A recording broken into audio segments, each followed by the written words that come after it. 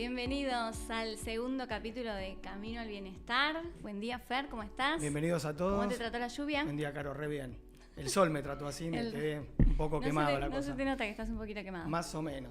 Bueno, no, pero re bien, por suerte. Vamos a predicar con el ejemplo y vamos a usar protector solar. Muy bien. La próxima.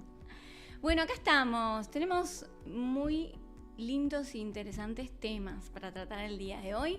Yo ya les vengo avisando a mis seguidores, pero vamos a contarle a la audiencia hoy de qué vamos a hablar. En mi bloque, que es Bienestar Consciente, vamos a hablar, siempre con el enfoque de cuerpo, mente y alma, de distintos motivos de consulta sobre la piel. ¿Sobre la piel? La piel, que es la capa, el órgano más grande que tenemos en el cuerpo humano, que nos recubre y que nos hace relacionarnos con el entorno. Y esa piel nos trae muchos motivos de consulta, no solamente en esteticismo, porque yo me dedico a la estética, les recuerdo, pero también nos trae motivos de consultas patológicos, patologías. Y cómo es el enfoque emocional con distintas herramientas. Vamos a hablar el día de hoy de eso. Interesante. Poquitas herramientas, pero algunas de las que más me resuenan a mí y espero que les resuene a ustedes también. Tema interesantísimo, la verdad. Grosso. Nosotros nos presentamos el programa anterior, yo les comenté que era ginecólogo, también me dedico a la estética. ¿Y por qué había elegido la ginecología? Que era para hacer el seguimiento de mis pacientes a lo largo de su vida. Entonces, la idea de mi primer programa, digamos, ya más científico, con más data, es ver quién es la mujer y cómo es la mujer a lo largo de su vida y por qué. Los cambios metabólicos que tiene, a diferencia de los hombres, las hormonas de las mujeres son dinámicas, nosotros somos mucho más estáticos, somos más crudos, pero la mujer no es lo mismo a los 18 años, a los 28, a los 38, a los 48 y a los 8. Y eso fue lo que yo estuve viendo en el consultorio. En su momento en la facultad lo veíamos en el libro y después en el consultorio uno va viendo las distintas necesidades que tiene cada chica en su etapa. Entonces, medio que fue... ¿Vos atendés de todas las edades? Yo atiendo de todas las edades, desde los 16 desde el años. Primer ciclo, que es lo que les voy a comentar, lo que es la menarca. Voy a empezar explicándoles un poquito lo que son las hormonas, lo que son los ciclos, por qué empieza, por qué se diferencia un chico de una chica en el jardín de infantes y cómo llegamos al final de esa edad reproductiva, que fue lo que veíamos en los libros, que se hablaba de menopausia. Y es como que después de la menopausia venía el abismo y no es así. Entonces quiero empezar a dar cierto marco a lo que vamos a ir hablando a lo largo de todas estas charlas, que van a surgir montones de temas. Así que no sé, empecemos con las herramientas tuyas. Empecemos. Me llama mucho la atención cómo la piel puede hablar más allá de una psoriasis. Sí. Como los médicos siempre decimos, es idiopático o es estrés. Es idiopático, sí. O sea, a mí me pasó. Yo hice una especialidad clínica en principio, pero dentro de la clínica, dentro de la carrera de pregrado que los médicos estudiamos, cuando uno agarra el libro de patología, aprende a diagnosticar ese conjunto de signos y síntomas con todo el apoyo que requiere el diagnóstico, toma de muestra para biopsia, imágenes, ecografía, etc. Y una vez que llegas al diagnóstico, le instituimos el tratamiento al paciente y le decimos, bueno, ponete un antiinflamatorio, un antibiótico. Acompañamos a ese paciente que cumple un tratamiento, que adhiera, que lo cumpla. Y nos pasa muchas veces que se cronifica. No funciona. No, hay muchos motivos de consulta muy comunes para vos que estás ahí. La rosácea, el acné, las hiperpigmentaciones, las manchas. ¿Pitiriasis? Pitiriasis, que son otra infección. Muchísimas. A vos te debe pasar también desde lo ginecológico. A mí me pasa desde la piel, desde el enfoque de un problema estético, porque a veces hacen el tratamiento médico, y acá vamos a hacer un paréntesis, que me lo han pedido mis pacientes, mis seguidores, mis colegas. Cuando uno incorpora herramientas para tratar a un paciente como un todo, y todo hablamos de cuerpo, mente y alma, no dejamos de lado la medicina convencional. Es el camino al bienestar. El camino al bienestar se trata de incorporar herramientas como profesionales para, si el paciente está de acuerdo, poder tomarlas y poder resolver de manera diferente. Más integral, no es solamente cerrado un libro y a un protocolo. Exacto. Ir a un cambio de bienestar desde lo profundo, sin dejar de lado lo orgánico de la patología. Somos un cuerpo que desde la biología se enferma, que trae patologías y que la medicina convencional, podría decirse, trata, y que no es que el paciente, porque adopte una herramienta holística, tiene que dejar de hacer un tratamiento. Hago un paréntesis ahí. Creo que convencional estamos hablando más de occidental que oriental. Exacto. Ahí sí, va el paréntesis. Tal cual. Porque la medicina oriental sí se enfoca. Lo que no nos enseñaron a nosotros en la carrera. Y no reniego de eso, porque la incorporé hoy en día. Cuando un paciente me viene con un problema, llámese un acné, suponete, ¿no? El acné, que es una enfermedad que se cronifica, que remite y recidiva. ¿Qué es el acné? El acné es una patología del folículo pilosebáceo, donde hay un desequilibrio en cualquiera de los puntos. Puede estar en el queratinocito, que es la célula del bulbo, en la que produce el sebo, en el pH de la piel, en X lugar está el problema. Pero se genera sobreinfección, con signos, pápulas, pústulas, todo lo que nos molesta en la piel, que no tiene que estar ahí. Entonces, para volver al equilibrio se implementa un tratamiento, pero nunca, cuando salimos de la facultad, nos preguntamos, ¿qué le pasó a ese paciente? Vos le preguntás, ¿qué te pasó? ¿Por qué llegaste a eso? ¿Cuándo empezó esto? Empecé cuando me fui de viaje, tuve que cambiar el trabajo, un motivo de consulta común. Tuve que cambiar el trabajo. O me fui a Barcelona y ahí me puse a trabajar con un equipo nuevo y etcétera, y de pronto aparece un acné. Y el acné ya lo tenías, y me pasó una vez cuando era adolescente, pero después nunca más. Y volvió a aparecer de vuelta el acné. Le ponemos el tratamiento, le hicimos el diagnóstico, todo. Siempre laboratorio hormonal. Equipo multidisciplinario, trabajo con ginecólogo, con dermatólogo, etcétera. Y si le vuelve el acné al paciente, no le preguntamos, ¿y qué te pasó? Buscá en tu interior qué movimiento hiciste para que te suceda el acné. Entonces, es ahí donde despertamos y decimos, bueno, vamos a preguntarle al paciente qué le pasó. No, hay un capítulo que tanto en tu especialidad como en la mía, que es el de las enfermedades idiopáticas. No sabemos dónde es y queda ahí en ese capítulo. Idiopático significa que no le encontramos la causa. Idiopático significa que yo sé que ese paciente tiene una inflamación en la piel, que es crónica, que ya le hicimos todos los tratamientos posibles según un algoritmo, ¿sí? Que cumplimos ese algoritmo, que el paciente lo resuelve parcialmente y que esa enfermedad siempre tiende a volver. ¿Sí? Se hace un loop de circunstancias que el paciente sabe que le suceden en la vida, sea que tuvo un cambio familiar, que tuvo un cambio en su entorno, y que hizo un movimiento en su vida y que eso tiene relación con algo que le sucede por dentro. Medio hablando algo emocional. Emocional. Incorporamos el cuerpo. Nosotros tenemos distintos cuerpos. Están descritos más de 3 cuerpos por cada cuerpo físico. El físico, el emocional, el cuerpo energético. Tenemos distintos cuerpos. Y como profesionales de la medicina, porque somos médicos, podemos darle herramientas al paciente para que resuelva. En los 3 planos. En distintos planos, exacto. Sí, a veces se describen como las 3 E. Nosotros tratamos el cuerpo físico, lo vamos a seguir tratando, pero también podemos tener herramientas para, obviamente una de las herramientas más conocidas es la psicoterapia, el psicoanálisis. Hay un psicólogo muy conocido que se dedica a enseñar bio-neuroemoción, que es el doctor Enrique Corbera. Él, lo invito a que lo sigan, a que escuchen sus podcasts, son muy enriquecedores para los profesionales que adopten estas herramientas. Él habla de que el cuerpo habla cuando la mente calla. Y hablando de mente, hablamos de pensamientos. Pero desde el lado de la psicoterapia. Desde el lado de la psicoterapia, pero desde el cuerpo físico. Okay. Porque el cuerpo físico deja de dormir, el cuerpo físico está estresado, el cuerpo físico se angustia y todos esos motivos de consulta le caen a él. A mí me cae el motivo de consulta donde veo la piel. Uh-huh. ¿Sí?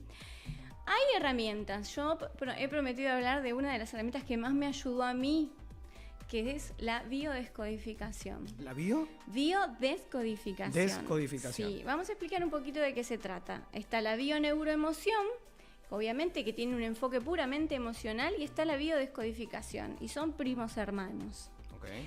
Y ambas nos pueden ayudar a resolver distintos inconvenientes. La bioneuroemoción trata de reconocer qué emoción tenía yo en ese momento en que estaba resurgiendo esa patología. El acné, volvemos al ejemplo del acné. Parado. Exacto, una persona que tiene predisposición a tener acné. Dijimos que es una inflamación en el folículo pilosebáceo. La piel que nos recubre es nuestra manera de relacionarnos con el entorno. Sea lo que suceda en nuestro entorno, la piel lo detecta. Lo que sea que suceda. Entonces, es como nuestra cáscara. Nosotros a la mañana nos preocupamos de ponernos una camisa, en maquillarnos, pero todo eso que armamos es para relacionarnos con el entorno. Y la piel es lo que nos viste naturalmente. Uh-huh. Entonces, la piel también se está preparando para... Si vos haces un cambio en tu entorno y notás un cambio en tu piel, sea inmediatamente o sea posterior, 1, 2, 3, 4, 5, 6 meses posterior a ese cambio, lo primero que hay que hacer, según la bioneuroemoción, es reconocer ese cambio. Bueno, a ver, ¿dónde estabas en el momento en que empezó el primer granito con la pústula? Y estaba entrando a mi primer trabajo. Bueno, ¿y cómo te sentiste en ese trabajo? ¿Qué emoción podés reconocer que sentías en ese día? Y no hablamos de estar nerviosos, estar contentos, estar ansiosos. Estamos hablando de cómo nos hablamos a nosotros mismos ese día, que entramos a ese nuevo trabajo. Eso sería desde la bioneuroemoción. Bioneuroemoción, ¿no? Todavía biodescodificación. Arranquemos por lo primero. La bioneuroemoción busca que encontremos qué emoción nos generó. Okay. Hay emociones buenas y emociones malas. Las emociones malas, obviamente, que son las que nos juegan en contra. Las emociones buenas sí también nos juegan en contra, pero casi siempre tratamos de encontrar la mala, porque esa es la que nos genera la patología. Okay. La emoción mala trata de que si nosotros tenemos un problema en la piel, en ese momento que encontramos el día y la hora exacta en la cual encontramos el cambio en nosotros mismos, ¿qué sentimos? Yo ese día en la mañana, me dice la paciente, me pinté, me iba a poner una blusa roja, un escote, pero tuve miedo de que caerle mal a mi jefe nuevo y que mis compañeros se lo tomen a mal. Ahí generó como una energía juicio, rara. Exacto. Eso que nos dijimos a nosotros mismos, ese juicio, el querer agradarle a alguien más, el tener miedo que nos juzguen, todo eso nos hizo crear una barrera. Entonces, el acné, desde lo biológico, desde la bioneuroemoción, tiene un origen de entender qué le pasó a esa barrera cuando empecé a encontrarme con esa emoción que no supe gestionar. Entonces, con una terapia, porque no deja de ser una psicoterapia, le damos herramientas a ese paciente para que reconozca esa emoción y la libere. Liberar esa emoción es tomar conciencia de que la teníamos. La diván. No. Más consciente que el diván. Exacto, tomar conciencia de que la teníamos. Y la bioneuroemoción trata de ayudarnos a relacionarnos con nuestro entorno, entendiendo como entorno nuestra pareja, nuestro trabajo, nuestra familia, y etcétera. Eso te va a sumar para todo, no solamente para el acné, porque quizás está ahí el nudo, pero... Exacto, sí. Siempre recordando que la premisa es el cuerpo habla lo que la mente calla. Capaz encontrás así de la mente del ovillo. Exacto, y la mente es reconocer los pensamientos, porque estaba alegre esa persona ese día, pero también tuvo miedo de los juicios, a un montón de cosas. Bloqueó. Exacto, a lo que esa persona misma traía. Y una vez que se reconoce esa emoción, las cosas empiezan a cambiar, porque la bioneuroemoción trata de que una vez que entendemos de que es normal que tengamos esa emoción, aprendemos a gestionarla y nos relacionamos de manera diferente con nuestro entorno. Reconociéndolo, no hay que hacer nada, es solamente decir, ay sí, tuve miedo a ponerme un labial rojo, no sé, me sentí nerviosa, me sentí como observada. Me sentí que tenía que agradarles a los demás. Sí, o tomar actitudes que uno no hace generalmente, entonces te bloquea lo que eras vos antes. Exacto. Tu energía no era por ese lado, pero vos para caer bien enganchaste por otro lado. Y eso es un simple ejemplo. Obviamente que hay un entorno general en nuestra vida cotidiana. Todo lo que hacemos en el día a día mueve emociones y es difícil estar todo el tiempo diciendo, bueno, a ver, hablé con mi tía y le tenía que decir, no sé, un problema X en una situación familiar y estamos nerviosos por esa situación, pero en el fondo de nuestro cuerpo existe una emoción en ese momento. Pero uno realmente se da cuenta, cuando estás con eso, hablaste con tu tía y después te sentís como relajado. Es como cuando te mandaste una macana, la la ventilás y decís, bueno, listo, ahora ya me la saqué de encima. Sí. Y es como que el cuerpo también se siente mejor. Sí, sí. Y esto tiene una base científica también. No es que no tiene una base científica. Muchos profesionales médicos hablan de que todo lo que sea psicoterapia, terapia emocional, no tiene una base científica empírica. O sea, no es danza de la lluvia. Sí tiene una base científica empírica. Bien. ¿Sí? Yo fui docente de embriología en la carrera de medicina. Y les voy a explicar un poquito a la gente por qué la piel todo el cuerpo está conectado con las emociones, pero la piel fundamentalmente está conectado con lo que voy a hablar yo también, emociones. Ojo, mira. Mira. Nosotros cuando nos formamos como embrión somos un conjunto de células, como un racimo de uvas, todos células. Cuando el embrión se va a formar, las primeras 2 semanas de vida, esa célula forma 3 capitas. Y esas capitas se doblan. Voy a poner este papel. Como un origami. Esas capitas se doblan así. Acá hay 3 capas, como si fuera una torta. Y estas capitas se doblan así. Esa torta de 3 pisos tiene 3 nombres: endodermo, mesodermo y ectodermo. Y el ectodermo, que es la capa celular de arriba, se pliega así. Y forma este tubo, forma un embrión. Y este embrión está recubierto por células del ectodermo. Y esas células del ectodermo van a formar piel y van a formar sistema nervioso. Todo el sistema nervioso que nos compone deriva de esa primer capa embrionaria, de la segunda semana de vida, de cuando somos un conjunto de células. Y el ovario y el testículo. Y el ovario y el testículo. Por eso está él acá. Va para ese lado también. Por eso nos complementamos. Por eso quiero explicarles de que no es que no tiene evidencia científica. Tanto la bioneuroemoción como la biodescodificación parten de esa misma premisa. ¿Y qué diferencia hay entonces entre la biodescodificación y y vamos a la parte más linda. Cuando yo hablo de bioneuroemoción, hablo de aprender a conectarme con mis emociones para tener una herramienta más para relacionarme con el entorno. Que ese planteo que le tengo que hacer a mi jefe o a mi pareja o lo que sea, que no termine en un problema grave de salud, ¿sí? Porque a veces no se reconoce como un problema de salud, una emoción, que no poderlo manejar, ponerte una herramienta más. La biodescodificación, anoten, la biodescodificación es similar, tiene un enfoque similar, donde uno va a un consultante, un terapeuta, sí, que puede ser profesional de la salud, puede ser médico, puede ser una persona idónea al tema. No solamente se queda con el entorno, sino que se queda con lo transpersonal, con lo de uno mismo. Ahí vamos a explicarlo un cachito más a fondo. Siempre a mí me gusta buscar las palabras más simples para que entiendan. Es más fácil, así se entiende. Porque si no... es fácil explicarle a un colega que uno tiene enfrente y hablarle de todo lo terminológico, pero cuando uno tiene que explicarle a un paciente, hay que rebajarse el ejemplo más simple que uno puede dar. La biodescodificación también nos trae herramientas que nosotros podemos utilizar para conectarnos con nuestras emociones. No solamente con el entorno, sino con uno mismo, ¿sí? Y no solamente se trata patologías, se trata situaciones de vida que tienden a ser repetitivas en nuestra vida. Dijimos que una enfermedad se cronifica, una acné se puede cronificar porque no reconocemos qué es lo que nos desencadena esa acné.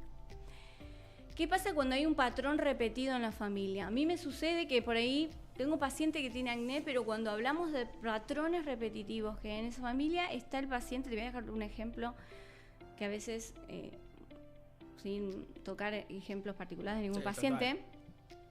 A veces puede venir una consulta, un paciente que me dice, en mi familia hubo padres separados, o mi padre tomaba alcohol y mi abuelo tomaba alcohol y mi hijo está cayendo en el alcohol.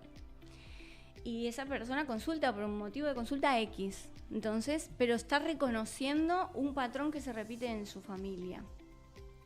Entonces, esa enfermedad ese motivo de consulta, no digamos enfermedad, esa condición se puede biodescodificar. Es como la punta del ovillo y vos, en lo que es la anamnesis en el consultorio, llegás haciendo por eso es la medicina integral, llegás a que el abuelo tomaba alcohol, el padre tomaba alcohol y estamos ahí como... Claro, porque hay que llegar a buscar cuando eso. Hay una situación que se torna un loop, sea la situación que a ustedes se les venga a la mente ahora, porque muchos de ustedes deben estar diciendo así, sí, hay situaciones en las que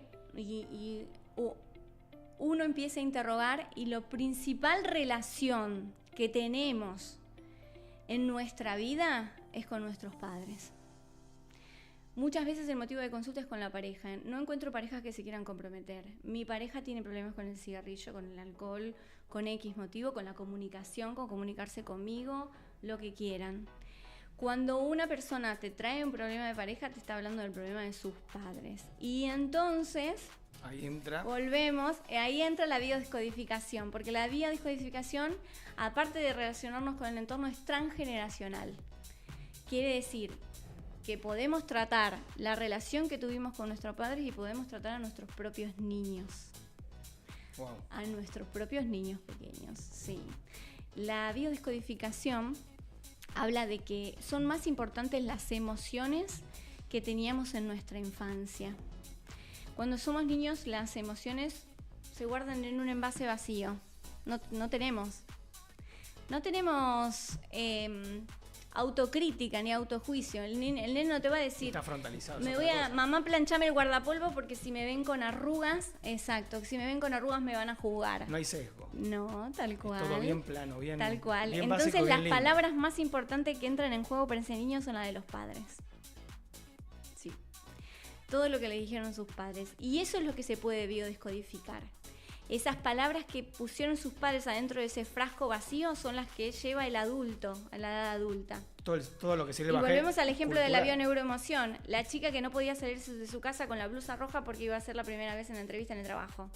Bueno, ese niño no va a decir, ay, yo me tengo que planchar el guardapolvo porque si voy al colegio. No. Entonces, la biodescodificación sí vuelve a la infancia y busca esas emociones que sintió el niño cuando el padre le dijo, sacate ese guardapolvo que hay que plancharlo porque si no en el colegio te van a poner un 0. ¿Entendés? Y arrastra eso. Y arrastra eso. La biodescodificación, a diferencia de la bioneuroemoción, trata lo que se llama heridas de la infancia. Es un poco fuerte la palabra, pero así se llaman. Que son situaciones que vivió ese niño donde guardó emociones en ese frasco vacío que no tenía y que las lleva a la vida adulta para resolver lo que tenemos en el día a día. No. ¿Sí? Wow. ¿Hace mucho que haces eso, Caro? Yo no hago. Yo recomiendo. Yo lo hice en mí misma. Yo fui paciente también y fui una persona que tenía muchos problemas de salud crónicos, recidivantes, idiopáticos. Muchos. Lo que se te ocurra. Gastritis, sinusitis, rinitis, conjuntivitis. Y empezaste a buscar ese ovillo. Exacto. Y el problema empieza por uno mismo. En encontrar herramientas de decir, bueno, a ver, hice psicoterapia muchos años, pero también empecé a incorporar estas herramientas. Y sé que esto es muy interesante y es muy largo de explicar. Y lo traje hoy porque le había prometido a los pacientes que iba a hablar de esto también. Bueno, después son herramientas que yo recomiendo, ¿sí? Y recuérdense esta premisa que obviamente no es mía, que la copié de distintos profesionales de la salud que están incorporando esto hoy en día, que es el cuerpo habla lo que la mente calla. Cuando tenemos un problema de piel, tenemos una emoción que reconocer. Y poder buscarla, sirve todas estas y herramientas poder darle, que vos dijiste, claro, darle un marco para poder identificarla y poder salir de ese nudo que uno está parado. Exacto. Interesantísimo. Exacto. Interesantísimo. ¿Vas a seguir hablando de todo esto en los próximos programas? Obviamente, sí. Déjenme consultas en el Instagram. Sí, pongan acá abajo en comentarios lo que necesiten y sí, lo que quieran escuchar. La verdad es súper interesante. La verdad que más allá del psicoanálisis, eso es una cosa mucho más allá del cuerpo físico. Mucho más de eso. Genial. Yo medio que les voy a hablar ahora un poco del cuerpo físico. Acá nos comentó Caro cómo era un embrión. Yo también fui docente de embriología. Y los embriones son como origamis, como ella los mostró, se empiezan a girar. Y hay una cosa muy loca que todo lo que nosotros nos recubre, sería el ectodermo que ella había comentado, parte de ese tejido va migrando y como yo le comenté a Caro, forma los ovarios y los testículos. O sea, muy loco que en el ovario haya tejido que uno tiene en la piel. Nos pasa muchas veces, hay una patología que se llama teratoma, que es un tumor benigno que se ve en las mujeres, que hay un crecimiento de lo que serían las faneras o todos los derivados de la piel, y antes se pensaba que era como, tenía un hermanito, decían, porque era piel, dientes, es bastante horripilante cuando uno la opera, pero es un tumor que crece muy rápido, tiene dientes, puede tener pelo, sebo y todas esas cosas que uno encuentra, ¿sí?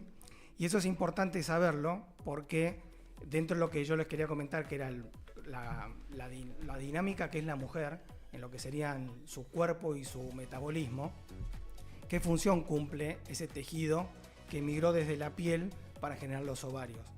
A diferencia de lo que generaría un ovario o generaría un testículo, la mujer, cuando migran esas células, se lleva todas las células germinales. Nosotros somos mamíferos, ¿sí? Entonces necesitamos la mitad de la carga genética de la mamá y la mitad de la carga genética del padre. Entonces ahí se juntan. Entonces se adjuntan los 46 cromosomas, ¿de acuerdo? Ahora, la diferencia que tenemos los hombres de las mujeres, yo soy de explicar bastante práctico porque si no es un garronazo. La mujer ya lleva todos sus gónadas, o sea, todas sus células que va a utilizar durante toda su vida, ya las va llevando dentro del ovario. Cuando migra el ectodermo, se forman, en la semana 20 del embarazo hay más o menos 7 millones de células gonadales. Y el hombre no, el hombre las genera todo el tiempo. Nosotros generamos espermatozoides cada 3 días. La mujer ya lleva todo ese bagaje desde que es un embrión, semana 20-24 son 7 millones, cuando nace queda 1 millón, y cuando hablamos del final de la etapa reproductiva, le quedan menos de 1000. Que eso es lo que todo el mundo va a hablar de mi reserva folicular. La reserva ovárica. Exactamente, la reserva ovárica, la famosa reserva ovárica. ¿Por qué entró todo eso en tema? Porque la mujer fue a lo largo de los años, en determinadas culturas, alejando lo que era la fecha o su edad de maternidad.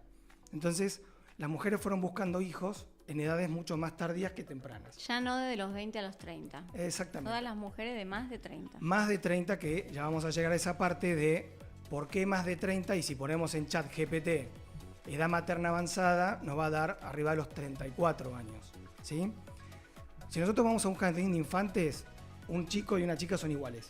Uno fenotípicamente o físicamente los ve iguales, pero hormonalmente no lo son, ¿sí? Entonces yo siempre me preguntaba, ¿por qué cambia eso? ¿Cuál es el gatillo? ¿Cuál es el disparador? Y hay unas sustancias que se llaman hormonas, que son sustancias, para que lo sepan, yo tengo una sustancia A que se sintetiza, va por sangre, va a un órgano B para que haga determinada acción. Y quizás ese órgano B al órgano C y así sucesivamente, ¿sí? Eso se llama eje endocrino. El que más nos importa a nosotros en lo que es la ginecología es un eje que se llama hipotálamo hipófiso gonadal. ¿Qué quiere decir? El hipotálamo, que es parte del cerebro, le manda una información a una glándula que está muy chiquitita colgando en el medio del cerebro para que le mande otra información, sí, así de chino. Entonces, ¿por qué me va a explicar todo esto? Porque todo este camino es un mensaje de texto entre ellos. Y mi mensaje para ustedes es, los voy a meter en este chino de las hormonas, porque es donde podemos empezar a trabajar nosotros. Hay cosas que son biológicas, hay cosas que son genéticas, y cosas que son multifactoriales, que es donde nosotros podemos cambiar, ¿sí? Pero de la nada es como que en una mujer ese eje se activa. Y no es de la nada, no es la danza de la lluvia, no es humo. Son unas células que están en el hipocampo, que se activan. A mí me encanta el rock, entonces las quispinas se activan porque los estrógenos llegan a una determinada, los estrógenos son unas hormonas que llegan a una determinada concentración. Me estimulan la producción de una proteína y esa proteína lo que hace es que la hipófisis, en realidad el hipotálamo, empieza a generar una pulsatilidad de esas hormonas. Algo se despierta en la cabeza. ¡Pac! Pero lo despierta por algo biológico que uno tiene en las células. Y se despierta, lo empieza a hacer pulsátil, y esa pulsatilidad es como la danza de la lluvia, que va haciendo así, y en vez de hacer así empieza, y le empieza a correr. Como le empieza a correr, le avisa a la hipófisis, che, empieza a trabajar. ¿Y qué hace? Empieza a sintetizar unas liberadoras que se llaman FSH y LH. Y esas hormonas van al ovario, que estaba dormido, y lo despiertan. Entonces, ¿qué despiertan? Despiertan a células que estaban en ese ovario y empiezan a generar estrógenos. Por eso la mujer tiene mucho más estrógeno de lo que tiene el hombre, claro. Y además también tiene testosterona. Pero esos estrógenos empiezan a trabajar, se estimulan los folículos, el folículo, que son estas células primordiales que hablábamos, se reclutan un montón, pero uno solo genera un ovocito, ese único saca ese ovocito, y si esa mujer tiene relaciones, se junta con el espermatozoide y llega a lo que sería el útero. ¿De acuerdo? Perfecto, y ahí clarísimo. se quedaría embarazada. Cada una de esas etapas del eje hipófiso-hipotálamo-gonadal tiene lo que se llama feedback positivo. Si yo voy a un molino y llevo un montón de maíz, me hacen harina de maíz, después tengo 200 toneladas de harina de maíz y dice, no, pará, no me traiga más maíz. Se llama feedback negativo, le dice, che, no traigas más. Claro, Entonces, sí. se van como autorregulando, ¿de acuerdo? Eso generalmente pasa en las mujeres, lo que se llama la primera menstruación, que sería la menarca. Pues nosotros los médicos somos muy cuadrados. Yo soy muy cuadrado, por eso también soy médico. Entonces queremos saber, bueno, ¿por qué? Y dame marco dónde estoy parado. Que eso sería la menarca. Claro, por eso preguntan a qué edad tuviste la primera menstruación en cualquier historia médica. Y después hablamos cuándo terminan, que sería la menopausia, Claro. que sería un año sin menstruar. Pero dentro de ese cuadrado uno dice, pará, ¿por qué la menarca vieron que iba cambiando? ¿Qué fue lo que pasó? Todo este sistema que se va activando no solamente depende de la pulsatilidad que yo les había comentado, sino de agentes exógenos. Por ejemplo, ¿qué se vio en pandemia? Que las chicas que estaban mucho con televisor, con comida, encerradas, en un ambiente hostil, más estresante, ¿qué generaron? Generaron moléculas que activaron ese eje previo. Entonces, ¿qué tenés? Tenés una menarca temprana. Antes. Sí, es verdad. Entonces, en vez de suceder de los 10 a los 15, empezaban a los 8. Para tener más o menos una idea, que es muy importante, que eso siempre, a mí las madres siempre me preguntan, es cómo viene O sea, la pubertad. la biología se adaptó al entorno en que vivimos. Exactamente. Y Por como eso está sucediendo antes, el inicio de la menopausia. Pero estás hablando la menopausia de no, los 8 años. de la menarca, de la menstruación, está viniendo antes. Exacto. Las nenas. Estamos hablando de la pubarca, o sea, lo que sería la pubertad de una chica, que sería cuando genera el botón mamario. Eso se llama telarca. Y eso pasa 2 años antes de la menstruación. Y la madre no tiene la menor idea porque tampoco nadie se lo explica. Entonces es muy importante saber cuándo una chica tiene su botón mamario, que sería su telarca, cuándo tiene su pubarca, que es cuando tiene el vello púbico, después pegaría el estirón y después recién tiene la menarca. Por eso muchas madres me preguntan, si menstrua antes se queda petiza. No, la crece. madre te dice, a mí mi primera menstruación me vino a los 14 y la nena está menstruando a los 9. No es patológico, es porque están adaptándose al entorno. Exactamente. Y hay una cosa que es adaptación al entorno, que va a ser otra charla que vamos a tener después. La chica empieza, en vez de estar a los 10 años con ese estímulo hormonal, empieza a los 8. Entonces se llaman menarcas tempranas. Entonces al tener una menarca temprana, esa chica tuvo mucho más exposición a hormonas. Pues ¿y eso qué me importa? Importa un montón.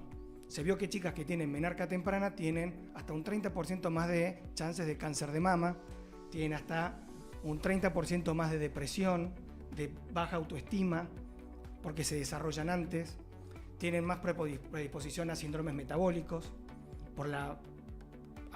uno de los órganos es la grasa, entonces la conversión periférica de esos estrógenos en la grasa, es decir, algo que te pasó a los 8 o que te pasó a los 12 te impacta a los 40. Entonces es muy importante saber eso. Entonces, iba más allá de Fer preguntándose por qué una chica empieza a menstruar. ¿Por qué empieza a menstruar? ¿Cómo? ¿Qué mecanismos van? Y después llegabas al final.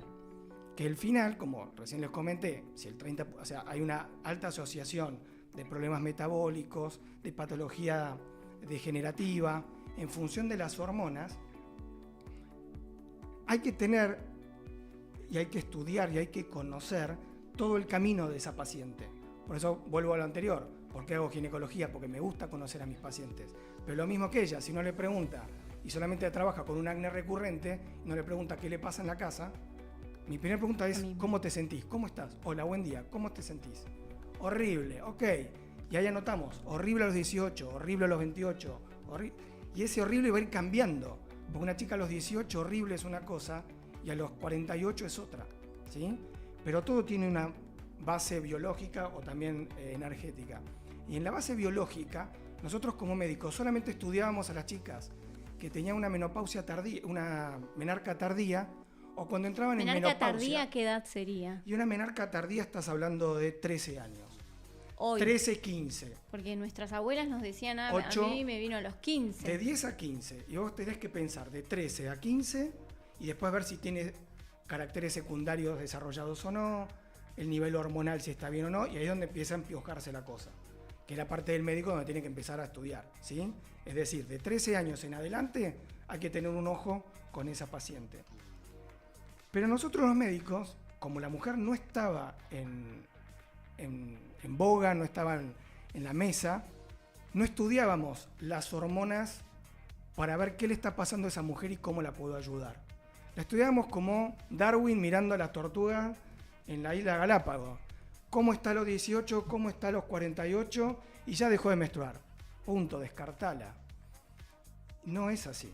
Entonces, por suerte, se fueron generando distintas corrientes que hoy, después de Instagram información y que hay más mujeres de 45 para arriba, se está estudiando mucho más todo eso, ¿sí? Entonces, volvemos a lo que era el ciclo. Yo les comenté que estaba la hipófisis, estaba el hipotálamo, teníamos las gónadas y todas esas generan un montón de hormonas. Se sabía que a lo que es menopausia, una mujer tiene una FSH muy elevada y un estradiol bajo. Pero no se preguntaban cómo llegó a eso. Pero hoy sí se está empezando a preguntar. Por suerte estamos en el 25, hace 20 años, se hizo un estudio que se llamaba STRO, que empezó a ver la diferencia que había entre las mujeres en lo que sería menopausia. Si me pasan el primer, ahí tienen, ¿ven? Lo que sería la menopausia como unidad de tiempo, que sería un año sin menstruar, pero ¿qué pasa antes de esa menopausia? Porque la mujer capaz deja de menstruar a los 49, 50 años, pero yo tengo chicas con muchas consultas a partir de los 43 y no se preguntaban qué pasaba con las hormonas de los 43. Fíjense ustedes, chicas, cuando vayan a un ginecólogo, ¿cuántos le piden un dosaje hormonal a los 43 años? O cada 2 años, para ver en qué estado está ese eje de FSH, LH y estradiol. No para hacer una medicina de tratamiento, sino para hacer una medicina predictiva. Estamos haciendo prevención, predicción y tratamiento, ¿sí? Es muy importante eso, porque todo tiene un porqué. Cuando las mujeres empezaron a retrasar su edad reproductiva, yo en el año 2000 estaba en el hospital Argerich, teníamos 16 nacimientos por día. Hoy hay 2. La tasa de natalidad de Chile bajó a más de un 50%. Y acá también, porque las mujeres empiezan a retrasar su edad reproductiva.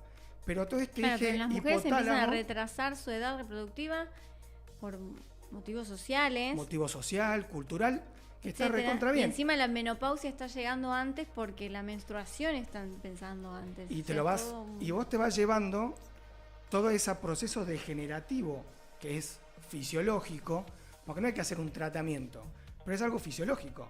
Pero sí hay que acompañar y si se puede mitigar. Entonces, vos me decís, sube la FSH, ¿yo puedo parar la subida de FSH? No, pero puedo mitigar los síntomas de esa subida de FSH. Una de las cosas que sucede, por ejemplo, los anticonceptivos. Cuando se inventaron los anticonceptivos, no se hicieron para que una chica lo tome durante 40 años.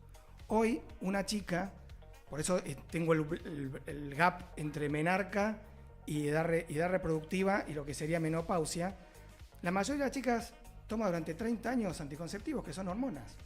O sea, tiene un tratamiento hormonal. Y como yo les comentaba, si el objetivo del ciclo es generar un folículo que sea apto para generar un bebé, ese folículo, una vez que ovuló, sintetiza un montón de cosas. Por ejemplo, progesterona. Entonces, si yo estoy tomando anticonceptivos anovulatorios, no ovulo, mi folículo no se abre, mi folículo no genera progesterona, estoy en un déficit de progesterona y tengo todos los síntomas del déficit de progesterona. Ahora, cuando me acuerdo, dejo de tomar los anticonceptivos, pero ya esos folículos no son tan receptivos a lo que le está diciendo el hipotálamo y la hipófisis. Entonces, ¿qué tenemos? Tenemos folículos que no se reclutan. Entonces tenemos una falla ovárica o tenemos una disminución folicular. Entonces empiezan a estudiar la famosa hormona antimuleriana, que vienen todas, Fer, pedime la hormona antimuleriana.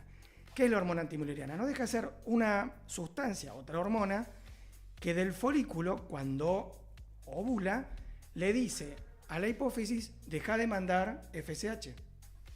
Como no ovulaste, la hormona antimuleriana no hay, Hay otra que se llama inhibina, no le avisa, entonces la hipófisis ¿qué hace? Sigue mandando FSH. Entonces tenemos un aumento de FSH, disminución de progesterona, chica de 42 años con una FSH elevada. Entonces... ¿Y la FSH elevada tendría que empezar a partir de los...? Y si nosotros lo vemos por lo que sería el estro, que hablaban, como les puse recién en el cuadrito, de lo que sería menopausia, perimenopausia, menopausia temprana, tardía, 50. Y tendrías que estar en los 44, 45, lo que sería en la premenopausia, ya empieza a subir la FSH. Porque ese sistema se empieza a autorregular. Porque no le importa si vos sos CEO de una empresa, el sistema se autorregula. Entonces, esa autorregulación empieza a generar cambios hormonales. Por eso empezaron a estudiar qué pasaba con las hormonas. Por ejemplo, una chica que no menstrua por 4 años y después de repente menstrua, o por 3, y vos le dosás los estrógenos y tiene estrógenos más altos que una chica de 20. Sí. Por conversión periférica, que antes no se estudiaba eso. Si total a nadie le importaba qué pasaba con una chica de más de 50. La pregunta era, ¿me puedo quedar embarazada o no me puedo quedar embarazada? Punto. Ahora, si me pueden pasar, fíjense acá, el segundo. Mujeres mayores de 40, fíjense, disminución de hormonas. Estamos hablando de una chica de 40, sigue menstruando, sigue tomando anticonceptivos, tiene su DIU, se puede quedar embarazada, edad fértil. Calores espontáneos. ¿Por qué? Por un tema hipotalámico también. No es que él está loca, es que hay una sobreexposición de receptores de serotonina, acumulación de grasa, cambios de los estrógenos con lo que son la insulina, insomnio, estamos en la misma que la serotonina.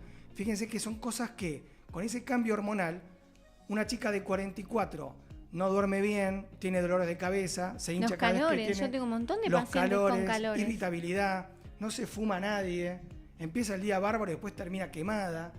Pues decís, pero si no estoy en menopausia todavía, porque no tenés que estar en menopausia, ya estás en depresión.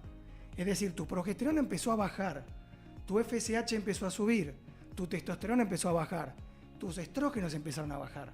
Que está bien, es normal, pero vos está bien sentirse bien, está bien querer estar bien con vos mismo y poder relacionarte. Porque a la larga... Acompañar esos síntomas que antes no se les daba bolilla. Cero bola. Hoy lo tenés en Instagram. Y tampoco le preguntabas en su entorno. Y le digo, chicos, no le preguntabas en tu entorno qué está pasando que empezaste con todos estos síntomas. 1000. Y fíjense, mira, poneme de vuelta, la que vos quieras, porque es lo mismo. Pérdida de capacidad de concentración, irritabilidad, aumento de peso. Voy al gimnasio, me quemo, me vuelvo loca y no bajo 1 kilo. Pérdida de masa muscular, disminución de la memoria.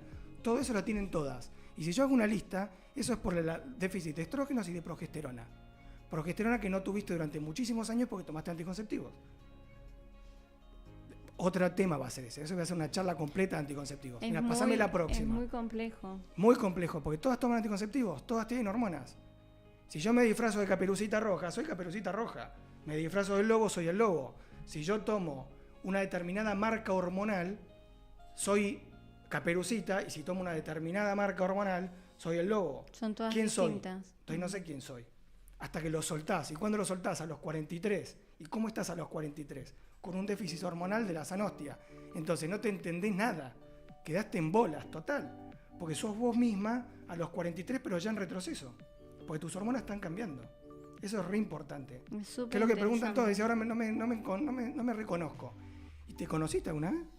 Un montón de pacientes le debe estar resonando muchísimo lo que estás diciendo. O cambiás de anticonceptivo, porque estaba gratis. Fuiste, no estaba el gestodeno, está la drospirenona. Y de repente tenés deseo sexual. Decís, pero pará, tenía deseo sexual. ¿Quién te tiene la culpa? ¿De mi marido o del gestodeno? Y de los dos, pero a tu marido te va a salir más caro cambiarlo. De eso el tenemos que gestodeno hablar. lo cambiás. Del marido. Tenemos que hablar de las anticonceptivas y el deseo y mirá, sexual. fíjate la próxima, tenemos otra ahí. ¿Ven las etapas que le estaba comentando como etapas? Pero lo más importante que tenemos ahí abajo, ¿qué problemas de salud nos podemos encontrar? Porque todo esto es algo muy copado, porque es algo muy fisiológico, pero nosotros estamos seteados para vivir 50 años, no 90. Entonces, una mujer va a estar más en déficit hormonal que en edad reproductiva. Entonces, lo que es la mineralización ósea, los problemas de cardiopatías, la obesidad, la hipertensión y las dislipemias, eso es fundamental poder atacarlo, no cuando ya está en menopausia, cuando la paciente previo a la menopausia, cuando ya está en ese déficit, cuando ya sabe que tiene que empezar a hacer algo. Yo nací con cara de gallego, voy a tener cara de gallego, pasame la próxima. Por más que coma bacalao, que coma manzana, soja, lo que sea, no voy a cambiar mi cara de gaita. Pero sí voy a mejorar mi HDL, mi LDL, voy a mejorar mi concentración, mi masa muscular. El músculo es un órgano endocrino. Voy a bajar la insulina, voy a bajar el estrés oxidativo, voy a ayudar al hígado a trabajar mejor. Ni hablar si hablamos de probióticos. Cambio de hábito y cambio de alimentación, fundamental para poder mejorar estos cambios que uno va sufriendo a lo largo de la vida. Digo uno porque hablo como al paciente, yo ya como que soy una mujer, hablo como las mujeres. Un montón. Pero yo también son un tengo montón de cosas que uno puede hacer. Que ya pisan los 55, 60 y que ya no vienen con el pastillero con medicamentos, y sino que vienen con el magnesio, la vitamina D. Tal cual, poneme la última, que esto es lo importante. El magnesio, la vitamina C, todas vienen con esto. Fer, yo quiero un tratamiento hormonal. Ok, no. Primero, cambio de hábito. Segundo, tomar 2 litros de agua por día. Media hora de sol. Tratar de ser feliz. Bajar las harinas, bajar la insulina. Ver cómo estás de la tiroides. Y después, ver cómo están las hormonas. Porque es pescar en un balde. Viene una chica de 55 años. Ya sé cómo tienen las hormonas. Pero esa chica va al gimnasio. ¿Cuántas horas? ¿Qué tipo de ejercicio hace? ¿Qué alimentación tiene? ¿Cómo la puedo modular? Sí. Y eso lo podemos hacer todos. No tenés que ser médico. No tenés que tener un PhD en no sé dónde. Tenés que tener mucha lógica y saber que es algo que lo que haces a los 45 impacta a los 60. No es para ahora, es para después. Pero sí, hay que empezar. Y vamos a seguir hablando bastante de esto el capítulo que viene, de todo lo que podemos agregar a nuestra vida cotidiana, ya sea desde la alimentación, el plan de actividad física y todo eso para mejorar cómo nos va por dentro. Y el tema que viene, que yo voy a hablar de estado de hiperestrogenismo, una de las cosas son los senoestrógenos. ¿Qué son los senoestrógenos? Son los estrógenos que están, por ejemplo, en los maquillajes. Por eso maquillaje chino a las chicas no, parabenos, muy interesante, microplásticos, que uno piensa que parece una huevada, pero te afecta y más de lo que uno piensa. ¿Los aburrí mucho? Espero que no. No, interesantísimo. Pongan acá abajo, pongan en los comentarios. Vamos a seguir. ¿Qué es lo que quieren escuchar? Si alguna cosa quieren profundizar. Obviamente esto era un pantallazo. No sé si ya estamos para cerrar o podemos... Más técnico. Tenemos una imagen para mostrarle de un motivo de consulta bastante frecuente en este último tiempo. Miren, sobre esto. Caruchas. Esto que le llaman pillow face. Pillow face o cara de almohada. Esto sucede porque, miren, generalmente son pacientes que hablamos hace un rato, pacientes de más de 40, entre los 35 y los 40, según el estilo de vida que tengan. Empieza a deflacionarse la cara. Deflación tiene que ver con pérdida de la elasticidad sumado a la caída de las estructuras por la gravedad. Yo siempre doy el ejemplo del elástico del pantalón. El elástico del pantalón sostiene. Si se me estira el elástico del pantalón, la gravedad me juega en contra y se me cae el pantalón. En la cara también hay sostén. Y cuando pasan los años, se pierde, se estira ese sostén y la cara se cae. Vos te dicen, doctor, se me cayó la cara. ¿Y si le pongo más volumen acá? Y si le pongo en volumen. Y si le ponen volumen, existe riesgo de cambiarle la cara. Entonces, dijimos con Fer, vamos a decirle a los pacientes cuál es el miedo más frecuente que nos traen a las consultas. Y yo a veces el paciente me dice, me quiero hacer algo porque noto que se me derritió un poquito la cara, pero tengo miedo. Mi miedo a hacer estética era eso. Yo asociaba, como seguramente a ustedes les pasa, asociar lo que es la estética al pillow face. No como algo de bienestar, sino transformarte en un monstruo. O sea, pareces Shrek. O sea, voy y soy Shrek. Y decís, no voy a hacer eso. Mis pacientes me pedían, Fer, ya que no me cambies la cara. No me cambies la cara.